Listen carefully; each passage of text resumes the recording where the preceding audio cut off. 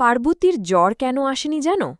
দেবদাস ভাবত তাকে ছাড়া পার্বতী হয়তো মরেই যাবে, অথচ বাস্তবে পার্বতীর শরীরে জ্বরটুকুও আসেনি, কারণ সে ভালোবেসেছিল হৃদয়ের সবটুকু দিয়ে।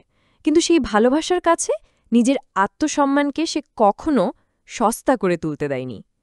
পার্বতী দেবদাসকে ভালোবেসে পেয়েছিল শুধু অপেক্ষা, উপেক্ষা আর অপমান। তবুও সে চেয়েছিল দেবদাসের হয়েই সারা জীবন থাকতে। সমাজ, লোকলজ্জা, অপবাদ সব পায়ে ঠেলে নিজের ভালোবাসার কথা সবার সামনে সাহস করে বলেছিল। কিন্তু যখন সেই দেবদাস তার ভালোবাসার মর্যাদা দিতে ব্যর্থ হল, পার্বতীর আত্মসম্মানে আঘাত করল, তখন পার্বতী আর এক মুহূর্তও দেরি করেনি তাকে ছেড়ে যেতে। হ্যাঁ, জীবনের সবচেয়ে কঠিন সিদ্ধান্তটা নিয়েছিল পার্বতী, প্রিয় মানুষটিকে ছেড়ে চলে যাওয়া।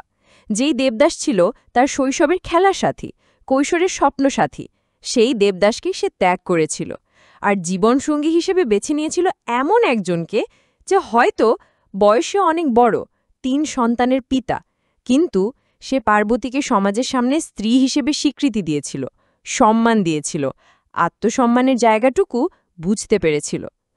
অন্যদিকে দেবদাসও ভালোবেসেছিল, কিন্তু ভালোবাসার দায়িত্ব নিতে পারেনি, সাহস হয়নি সমাজের সামনে পার্বতীর হাত ধরে বলার যে হ্যাঁ, আমি ওকে ভালোবাসি। নিজের অহং আর আত্মকেন্দ্রিকতা তাকে গিলে খেয়েছিল। আর এই ব্যর্থতা, এই অপরাধ বোধ নিয়েই একদিন সে ফিরে এসেছিল পার্বতীর দরজায়, শেষবারের মতো। এক বুক যন্ত্রণা আর অনুশোচনার আগুন নিয়ে পৃথিবী ছেড়ে চলে গিয়েছিল। দেবদাস ভালোবাসতে জানত, কিন্তু ভালোবাসার পাশে দাঁড়ানোর সাহস ছিল না তার। আর পার্বতী, সে ভালোবেসেও শিখিয়ে দিয়েছিল ভালোবাসা কখনো আত্মসম্মানকে ভেঙে চুরমার করে দেয় না, বরং সেটা ধরে রাখার মধ্যেই প্রকৃত ভালোবাসার মহত্ব লুকিয়ে থাকে।